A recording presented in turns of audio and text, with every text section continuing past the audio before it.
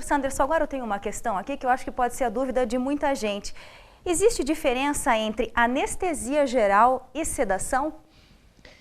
Karina, existem situações muito particulares em que a diferença entre a anestesia geral, né, sob o ponto de vista técnico, e a sedação é muito sutil, mas essas questões elas não nos interessam aqui.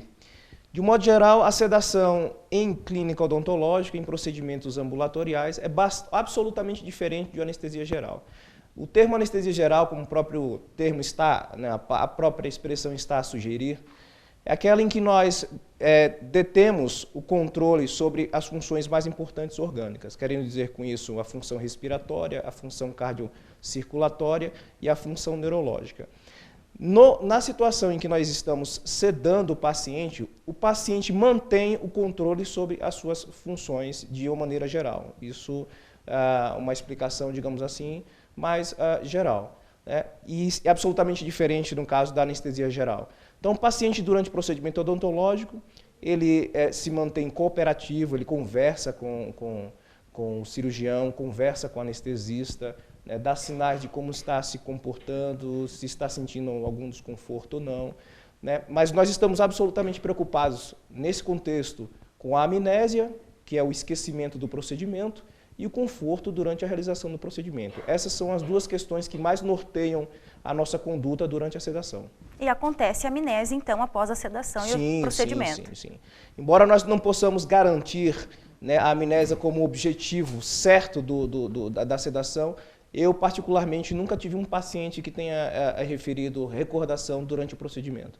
Então, assim, de um modo geral, os pacientes não se recordam de nada e passam pelo procedimento de maneira muito confortável. E doutor, esse paciente que passou por sedação, ele precisa de cuidados especiais depois ou não há necessidade?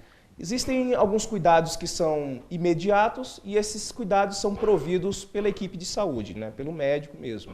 E existem alguns cuidados um pouco mais tardios, esses cuidados são realizados pela própria família. Então esse paciente é orientado a descansar, né, e a concluir o seu processo de recuperação em casa, repousando. Ele é orientado então pelo familiar a dormir de lado, uma vez que as secreções então vão poder, né, ser eliminadas de uma maneira adequada. E algumas orientações em relação à retomada da dieta, enfim, cuidados na mudança, no encaminhamento a um banheiro ou a algum outro, né, compartimento de sua casa. Então, são orientações bastante gerais, porque o paciente já sai da clínica muito bem. O paciente já sai da clínica dispondo já de todas as suas funções orgânicas estáveis, sem qualquer problema, contactuando normalmente. Doutor Eduardo, quais são, então, as orientações do cirurgião dentista a esse paciente?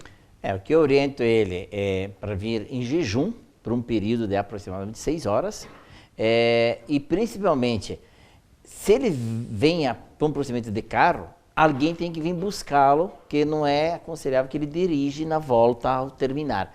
Então, por isso que eu oriento ele para ele vir ou de táxi ou alguém traz e vem buscar, e para ele não alimentar-se por um período de aproximadamente 6 horas. E que realmente ele vai chegar em casa e muitas vezes ainda tem um pouco de sono em função do medicamento. Então ele orienta a família dele, sempre vem alguém da família junto, para ele ter as condições de chegar em casa e fazer o uso correto do medicamento, da alimentação, do próprio sono, mas são orientações básicas sem nenhum problema.